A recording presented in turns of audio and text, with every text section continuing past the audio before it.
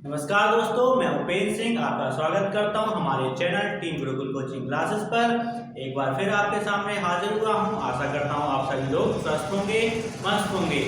तो आज हम अपने सेशन में शुरुआत कर रहे हैं नए टॉपिक के साथ, पंक्चुएशन। और आज का टॉपिक काफ़ी इंपॉर्टेंट रहने वाला है। इम्पॉर्टेंट इसलिए क्योंकि ये टॉपिक है जो हमारे राइटिंग सेक्शन को हेल्प करेगा। राइटिंग सेक्शन जो हमारे बोर्ड एग्जाम्स वगैरह में आती है।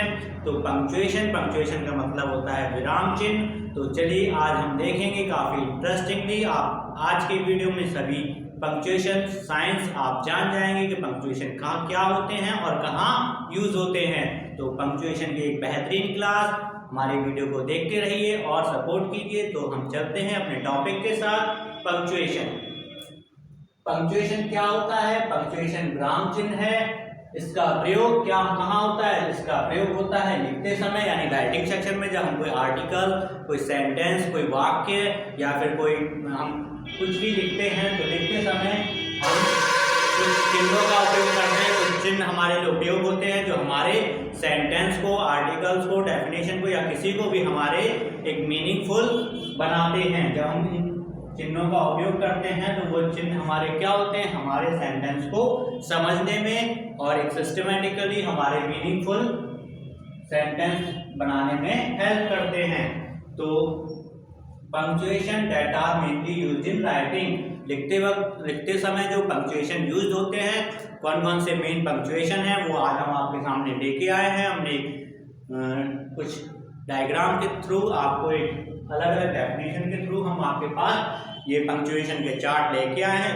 पंक्चुएशन होता क्या है, पंक्चुएशन कितने प्रकार के हैं जो मेनली यूज होते हैं, तो वो आज हम देख लेते हैं। पहला स्टार्टिंग हम करते हैं कॉमा।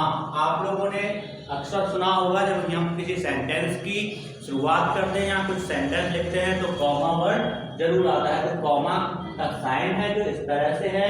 हम जब कॉमा बनाते हैं तो कॉमा का साइन कैसा होता है? ये तो इस तरह से कॉमा का उपयोग होता है। तो अब यहाँ पर हमने कुछ कॉमा के यूज लिखे हैं। कॉमा का यूज क्या क्या है? नाउन, एडजेक्टिव, वर्ब और एडवर्ब को अलग करने के लिए। हमने पिछली क्लासों में नाउन, एडजेक्टिव, एडवर्ब इन सब के बारे में जाना है। तो इन सब के बारे में और आप जानते भी हैं एडजेक्टिव क्या है, वर्ब क्या है, एडवर्ब क्या है। नाउन हम जानते हैं, noun is the name of place, person और थिंग और फीलिंग। और एडजेक्टिव हम जानते हैं जो किसी की विशेषता बताते हैं, ऐसे वर्ब हमारी क्रिया और एडवर्ब जो हमारी क्रिया की विशेषता बताते हैं। तो जब इनको अलग अलग सेपरेट करना होता है तो हम कॉमा का उपयोग करते हैं। और एडवर्ब क्लॉज के बाद भी हम क्या करते हैं? कॉमा का उपयोग करते हैं। तो कॉमा का मतलब हम जब क्या होते हैं, थोड़ा सा हल्का सा रोकते हैं। मतलब फुल स्टॉप अगर है तो हम पूर्ण विराम लगा रहे हैं और कॉमा है तो हमारा क्या है? अल्प विराम है। तो अल्प विराम आप हिंदी में सब जानते ही हैं। तो उस जब हम अनुवाद करके भी हम हिंदी तो जानते हैं, इससे हमें काफ़ी चीज़ समझ में आ जाती है। तो बाकी की एडवर्ब क्लॉज के बाद भी हमारे क्या होते हैं? कॉमा लगाया जाता है। एडवर्ब क्लॉज क्या है? एडवर्ब क्लॉज मतलब किसी वाक्य के हमारे जो खंड है, मतलब जो हमारी क्रिया है, अगर दो हिस्सों में एडवर्ब है, हमारे दो हिस्सों में बटी है, तो वो हमारे कॉमा से अलग होती है। सेपरेट किससे होती है? कॉमा से सेपरेट होती है। या फिर और भी हमारे पास एग्जांपल है, जैसे to separate element in address. हम कोई एड्रेस लिखते हैं, उसको अगर हमें सेपरेट करना है तो भी हम कॉमा का उपयोग करते हैं। जैसे मैं कहूँ कि I live behind Shiv temple, उसके बाद हम कॉमा लगाएंगे, फिर नियर इंदिरा चौराहा, फिर कॉमा लगाएंगे, मेहरौनी, फिर कॉमा लगाएंगे, ललितपुर। इस तरह से हम एक एड्रेस का टाइप होता है, हम इस तरह से एड्रेस लिखते हैं। तो हमने सीखा कि किसी एड्रेस को सेपरेट करने के लिए भी हम कॉमा का उपयोग करते हैं। तिथि, दिन, महीना, वर्ष लिखते समय भी हम कॉमा का उपयोग करते हैं। जैसे जनवरी, 2003, और इसके आगे हम डेट भी डाल दें तो उसके आगे भी कॉमा लिखते। तो ये सारी चीज़ें हम कॉमा में कॉमा का हम उपयोग, कॉमा जो पंक्चुएशन है उसका उपयोग करते हैं। तो कॉमा का आपको यूज लगभग समझ में आ गया होगा। ऐसी बहुत सी जगह हैं जहाँ कॉमा का उपयोग होता है और हम सेंटेंस की मदद से जान पाते हैं। अब देखते हैं अगला जो फुल स्टॉप है। फुल स्टॉप क्या होता है? फुल स्टॉप का मतलब होता है पूर्ण विराम। पूर्ण विराम का जो साइन होता है यानी डॉट नीचे किसी भी सेंटेंस के खत्म होने के बाद, अंत होने के बाद हम क्या लगाते हैं, फुल स्टॉप लगाते हैं। फुल स्टॉप का मतलब होता है पूर्ण विराम, पूर्ण विराम का मतलब पूरी तरह से रुक जाना। अब यूजेस हम देख लेते हैं। यूजेस असर्टिव सेंटेंस आपने पढ़े हैं, जो कथनवाचक सेंटेंस हैं। इंपैरेटिव सेंटेंस है, इंपैरेटिव मतलब एडवाइस, ऑर्डर या रिक्वेस्ट वाले सेंटेंस। ऐसे सेंटेंसों की समाप्ति पर क्या होता है, हम फुल स्टॉप लगा देते हैं। लास्ट में जब उनकी समाप्ति होती है तो उन सेंटेंस के समाप्ति में हम फुल स्टॉप लगा देते हैं। एग्जाम्पल देख लेते हैं, जैसे ये एक असर्टिव सेंटेंस है, आई रीड द बुक। अभी सेंटेंस कंप्लीट हुआ और यहाँ पर हमने फुल स्टॉप लगाया। तो जहाँ हमें पूरी तरह से रुकना होता है तो हम फुल स्टॉप का उपयोग करते हैं। और इसके बाद हम दूसरा सेंटेंस देख लेते हैं, सिट डाउन हियर। यहाँ पर एक असर्टिव इंपैरेटिव सेंटेंस है, उसके एंड में भी हमने क्या लगाया, फुल स्टॉप लगाया। तो होप आपको ये सेंटेंस के माध्यम से समझ में आया होगा कि असर्टिव और इंपैरेटिव सेंटेंस के अंत में जब हम जो चिन्ह लगाते हैं, जो पंक्चुएशन लगाते हैं, वो फुल स्टॉप होता है। तो अब फुल स्टॉप का प्रयोग कहीं और जगह पे भी होता है, जैसे एब्रीविएशन है। एब्रीविएशन आप सभी जानते हैं, कोई भी हम जो संक्षेप में लिखते हैं, जैसे पीएचडी है। पीएचडी का मतलब अगर इसका फुल फॉर्म देखें तो क्या होगा, डॉक्टरेट इन फिलॉसफी। तो हम इसको शॉर्ट कर देते हैं, शॉर्ट करके हम क्या कर देते हैं, PH.D यानी फुल स्टॉप D। इसके बाद हम जैसे B.Ed है तो B फुल स्टॉप ED, और CM यानी चीफ मिनिस्टर, PM, MBBS, ये सारे हमारे डॉट डॉट से एब्रीविएशन बनते हैं। तो आपको समझ में आएगा कि फुल स्टॉप का उपयोग यहाँ भी होता है।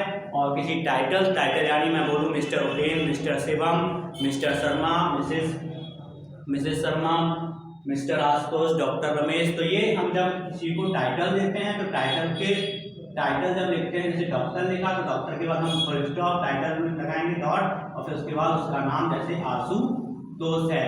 तो ये बात आपको समझ में आई होगी। यहाँ भी हम फुल स्टॉप एब्रीविएशन या मतलब फुल स्टॉप पंक्चुएशन का उपयोग करते हैं। तो दो हमारे पंक्चुएशन कंप्लीट हो गए हैं, कॉमा और फुल स्टॉप। अब नेक्स्ट हम पंक्चुएशन देखेंगे सेमीकोलन, जो हिंदी अगर इसकी हम करें तो ये होता है अर्धविराम। अर्धविराम मतलब विराम से भी आधा। देखो पूर्ण विराम, उसके बाद अर्धविराम, अर्धविराम मतलब पूर्ण विराम, फिर विराम और यहाँ पर अर्धविराम, सेमीकोलन। अब यहाँ पर क्या हुआ, किन्हीं दो इंडिपेंडेंट क्लॉज मतलब दो वाक्य के खंड हैं, उन इंडिपेंडेंट खंडों के मध्य एक दूसरे को अलग करने के लिए, मतलब उनको अलग अलग करने के लिए हम सेमीकोलन यानी इस टाइप का चिन्ह लगाते हैं। तो क्लॉज के मध्य उन्हें एक दूसरे को अलग करने के लिए, जैसे some people write process, some people write process. अब उसके बाद हमने सेमीकोलन लगाया, अदर राइट लिखा पेन और पेंसिल। तो यहाँ पर दो क्लॉज वर्ड है, मतलब दो क्लॉज सेंटेंस है, उनको हमने अलग अलग किया। इसी तरह से हम देख लेते हैं इन्वर्टेड कॉमा क्या होता है। इन्वर्टेड कॉमा का हिंदी है अवतरण चिन्ह, यानी जब उल्टा कोई चिन्ह लगाते हैं तो ये डायरेक्ट स्पीच में उपयोग होते हैं। आपने पिछले वीडियो में डायरेक्ट स्पीच पढ़े थे, जब हम किसी के कथन को एक इन्वर्टेड कॉमा यानी अवतरण चिन्ह के अंदर लिखते हैं तो वह रिपोर्टेड स्पीच जो हमारी रहती है उसको हम अवतरण चिन्ह यानी इन्वर्टेड कॉमा के अंदर लिखते हैं। इस तरह से हम कॉमा बनाते हैं दोनों तरफ से और अपने कथन को लिखते हैं। तो वो जो किसी की बात को कहा गया कथन है वो हमारा इन्वर्टेड कॉमा के अंदर आता है। तो इन्वर्टेड कॉमा का यूज सरल है, डायरेक्ट स्पीच में हमने देखा है, एग्जाम्पल हमने डायरेक्ट स्पीच में देखा है। किसी की डेफिनेशन या फिर किसी साइंटिस्ट या किसी ऑथर के द्वारा बात कही गई हो तो हम किसी की बात को जब ज्यों का त्यों लिखते हैं तो वही ज्यों की त्यों बात इन्वर्टेड कॉमा के अंदर आती है। और नेक्स्ट अब हम देखेंगे मार्क ऑफ एक्सक्लेमेशन। एक्सक्लेमेशन मतलब हमारा क्या होता है, एक्सक्लेमेशन मतलब होता है आश्चर्यचकित होना। और हमारा जो आश्चर्यचकित एक्सक्लेमेशन मार्क ऑफ एक्सक्लेमेशन है वो कैसा है, इस तरह से डंडी और बीच में फुल स्टॉप टाइप का। तो ये हमारा मार्क ऑफ एक्सक्लेमेशन है, ये हम कब लगाते हैं, एक्सक्लेमेटरी सेंटेंस के अंत में एवं इंटरजेक्शन के बाद वाक्य के बीच में भी किया जाता है। जैसे इंटरजेक्शन जहाँ अपनी फीलिंग या एक्साइटमेंट या सौरो को हम क्या करते हैं, बतलाते हैं कि हम या तो खुश है या सौरो हैं, तो वहाँ पर हम यहाँ पर एक्सक्लेमेटरी मार्क्स का उपयोग करते हैं। तो यहाँ जैसे ये बोल रहा है यस एक्साइट होके बोल रहा है yes I will marry you. तो ये इंटरजेक्शन वाला वाक्य है और what a beautiful building it is, और ये हमारा क्या है, एक एक्सक्लेमेटरी वाक्य है, उसके अंत में हमने एक्सक्लेमेटरी साइन को लगाया है। तो आपको मार्क ऑफ एक्सक्लेमेशन भी समझ में आ गया होगा। नेक्स्ट हमारा क्वेश्चन मार्क, इससे तो सभी जानते होंगे, प्रश्नवाचक चिन्ह या प्रश्न चिन्ह इसको बोलते हैं। ये बहुत काफी इजी है, सबसे ज्यादा उपयोग होने वाला ये वाला चिन्ह, ये और फुल स्टॉप और कॉमा, ये चार ऐसे चिन्ह हैं जो सबसे ज्यादा उपयोग किए जाते हैं। पंक्चुएशन ये हमारे एग्जाम में पूछ लिए जाते हैं और हम कंफ्यूज हो जाते हैं नाम से कि पंक्चुएशन होता क्या है, हमें ये चीज समझ में नहीं आती। पंक्चुएशन यानी विराम चिन्ह जो सिंपल सी भाषा में है, और नियम क्या है, अगर उसने पूछ दिया कि पंक्चुएशन कहाँ कहाँ यूज होते हैं, तो इस वीडियो से देखकर हम बता सकते हैं कि पंक्चुएशन होते क्या हैं, कहाँ कहाँ उपयोग होते हैं, क्या क्या इनके बेनिफिट हैं और कैसे वाक्यों में या सेंटेंस में हम इनको यूज करते हैं। क्वेश्चन मार्क यानी कि प्रश्नवाचक चिन्ह, तो ऐसे पंक्चुएशन जिनको हम प्रश्नवाचक वाक्य के अंत में, ऐसा चिन्ह जिसको प्रश्नवाचक वाक्य के अंत में उपयोग करते हैं, क्वेश्चन मार्क यानी कि क्वेश्चन मार्क कहलाते हैं। तो क्वेश्चन मार्क इस तरह से होता है, जैसे व्हाट इज योर नेम, उसके अंत में हमने क्वेश्चन मार्क लगाया, आप उससे पूछ रहे हो, बस यही हमारे लिए काफी होता है कि कोई हमसे कोई प्रश्न कर रहा है, और ये हमारे लिए काफी होता है कि कोई एक्साइटेड है, खुश है, सौरो है या एक्सक्लेम्ड है, आश्चर्यचकित है, फुल स्टॉप। ये इसका मतलब ये होता है कि कोई रुक गया है, कॉमा यानी कि थोड़ी देर के लिए रुका है। तो ये हमारे कुछ इंपॉर्टेंट चिन्ह हैं जो हमें याद करने हैं, इंपॉर्टेंट पंक्चुएशन है जो हमारे एग्जाम में पूछे जाते हैं।